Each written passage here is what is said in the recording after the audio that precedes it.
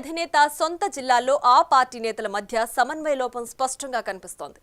1994 తర్వాత ఉమ్మడి చిత్తూరు జిల్లాలో టీడీపీ తిరిగి అంతటి విజయం సాధించింది. కూటమి పార్టీల క్యాడర్ కష్టం చంద్రబాబు నాయుడుపై అన్ని సామాజిక వర్గాల వారి విశ్వాసంతో తిరుగులేని విజయం సాధించింది. అయితే జరుగుతున్న పరిణామాలతో ఆ విజయాన్ని పరిపూర్ణం చేసుకోవడంలో విఫలం అవుతుందా అన్న సందేహాలు వ్యక్తమవుతున్నాయి. అధికారంలోకి వచ్చి 3 నెలలు గడిచిందో లేదో పార్టీలోని విభేదాలు బహిర్గతమవుతున్నాయి.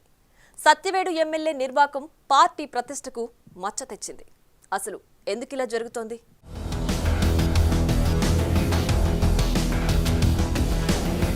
చిత్తూరు జిల్లా సత్యవేడు ఎమ్మెల్యే ఆదిమూలం రాసలీలల వీడియో రిలీజ్ తర్వాత జిల్లా పార్టీ శ్రేణుల్లో కలకలం రేగుతోంది. పార్టీ క్యాడర్తో పాటు జిల్లా నాయకులు, ఇన్ఛార్జీలు, ఎమ్మెల్యేల మధ్య సమన్వయం లేకపోవడం వల్లే ఇలాంటి ఘటనలు జరుగుతున్నాయని తమ్ముళ్లు అభిప్రాయపడుతున్నారు. మండల టీడీపీ మహిళా అధ్యక్షురాలు ఏకంగా ఎమ్మెల్యే తనపై దౌర్జన్యం చేశాడంటూ విజువల్స్ ను బయటపెట్టారు. దాంతో పాటు తనను ఏ విధంగా భయపెట్టారు అనే అంశంపై హైదరాబాద్ మీడియా సమావేశంలో పెట్టడం సంచలనంగా మారింది. అంతకు ముందే ఆమె తనకు జరిగిన అన్యాయంపై చంద్రబాబు, నారా లోకేష్ కు ఉత్తరం రాశానని, అయితే పట్టించుకోలేదని అంటున్నారు.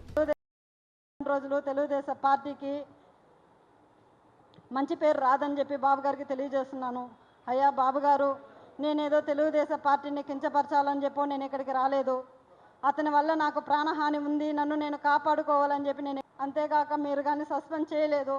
నేను, నా భర్త, నా పిల్లలు ఆత్మహత్య చేసుకొని చనిపోతాము మంగళగిరి పార్టీ ఆఫీస్ ఎదురుగా అని చెప్పి నేను మిమ్మల్ని కోరుకుంటున్నాను. శరణ మహాప్రభు చంద్రబాబు నాయుడు గారు, మాకు మీరే దిక్కు శరణు బాబు.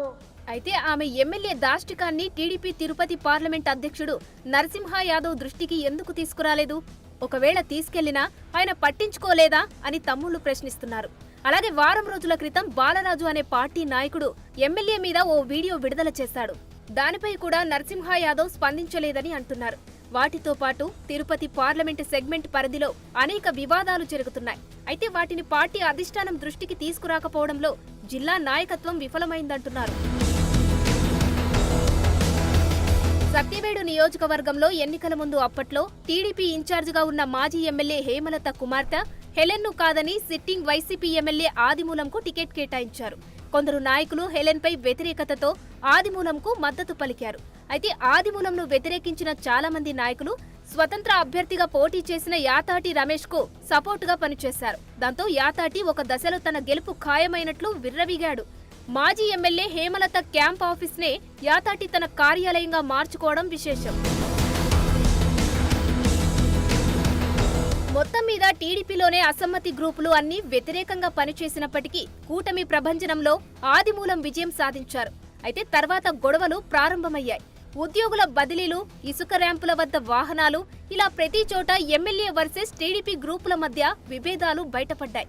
అదే సమయంలో గత ఎన్నికలలో తనకు పని చేయకుండా చెరుకుగడ గుర్తు మీద పోటీ చేసిన యాతాటి రమేష్ వద్ద డబ్బులు తీసుకొని పనిచేసిన వారందరి వివరాలు తన దగ్గర ఉన్నాయని, వాటిని పార్టీ అధిష్టానానికి ఇస్తున్నానని ఎమ్మెల్యే బ్లాక్ మెయిలింగ్ చేయడం మొదలుపెట్టాడు. ఈ నేపథ్యంలోనే ఎమ్మెల్యేకు అతి దగ్గరగా ఉన్న బాలరాజు అనే నాయకుడు ఎమ్మెల్యేను వ్యతిరేకిస్తూ మాట్లాడిన వీడియో బయటకు వచ్చిందంటున్నారు. కూటమి అధికారంలోకి వచ్చిన తర్వాత జిల్లాలో ఎవరికి వారే యమునా తీరే అన్నట్లు వ్యవహారం నడుస్తుంది. జిల్లాలో సీనియర్లు పార్టీని సమన్వయం చేయడం అటుంచి కనీసం తమ నియోజకవర్గం నుంచి బయటకు రావడం లేదు. దానికి కారణం జిల్లాకు మంత్రి పదవులు రాకపోవడమే అంటున్నారు. దాంతో పాటు పార్టీ కూడా జిల్లా నేతల్ని సీరియస్ గా పట్టించుకోవడం లేదన్న అభిప్రాయం ఉంది. జిల్లా పార్టీలో ట్రబుల్ షూటర్ లేకపోవడం, పార్టీ అధ్యక్షులుగా ఉన్నవారికి పార్టీ శ్రేణులతో సమన్వయం లేకపోవడం కూడా జరుగుతున్న పరిణామాలకు కారణమంటున్నారు. మదనపల్లి ఫైల్స్ దగ్ధం ఇష్యూపై జిల్లా నేతలెవరూ పెద్దగా రియాక్ట్ కాలేదు. మాజీ మంత్రి రోజా, రాజంపేట ఎంపీ మిథున్ రెడ్డిలు ప్రభుత్వాన్ని విమర్శిస్తున్నా జిల్లా నేతలెవరూ కౌంటర్ ఇవ్వడం లేదు. రోజా వరద సహాయానికి సంబంధించి చంద్రబాబును టార్గెట్ చేస్తే ఎవరూ రియాక్ట్ అవ్వలేకపోయారు. ఆఖరికి మీడియా ప్రశ్నిస్తే రోజాపై విజయం సాధించిన ఎమ్మెల్యే గాలి భాను ఆమె అక్రమాల గురించి మాట్లాడుతున్న పరిస్థితి. 6 నిమిషాలు మాట్లాడిందంటే 6 సెకండ్లు కూడా ఆలోచించలే. ఆమెకి ఇంగిత జ్ఞానం కూడా లేకుండా మాట్లాడుతుందంటే అర్థం చేసుకోవాలి. ఇంకా ఏం మాట్లాడుతుందో తెలియదు. ఎక్కడికో పోయి కూర్చొని దూరం కూర్చొని అవాకులు చివాకులు పెరుస్తూ ఉంది. అసలు ఏం మాట్లాడుతుందో సబ్జెక్ట్ ఉందో కూడా తెలియకుండా మాట్లాడుతూ ఉంది. ఈ రాష్ట్రానికి ఎమ్మెల్యే చేసి మంత్రి చేసి ఇలాంటి మాటలు మాట్లాడడం చాలా శోచనీయం, అసలు దురదృష్టం. దీనికన్నా దరిద్రం ఇంకోట్లే. ఇలాంటి ఆమె ఇలాంటి రాష్ట్రంలో మంత్రిగా చేసిందని చెప్పడానికి మన రాష్ట్రం ఇలా అయ్యిందని కారణం వేరే ఉదాహరణ అవసరమే లేదు. మొత్తం మీద జిల్లాలో టీడీపీ పరిస్థితి చుక్కాని లేని నావలా తయారైనట్లు కనిపిస్తుంది.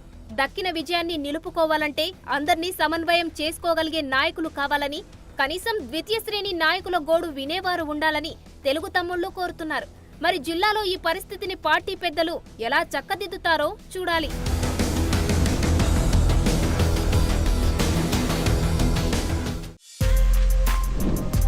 For more videos like this, subscribe Big TV channel.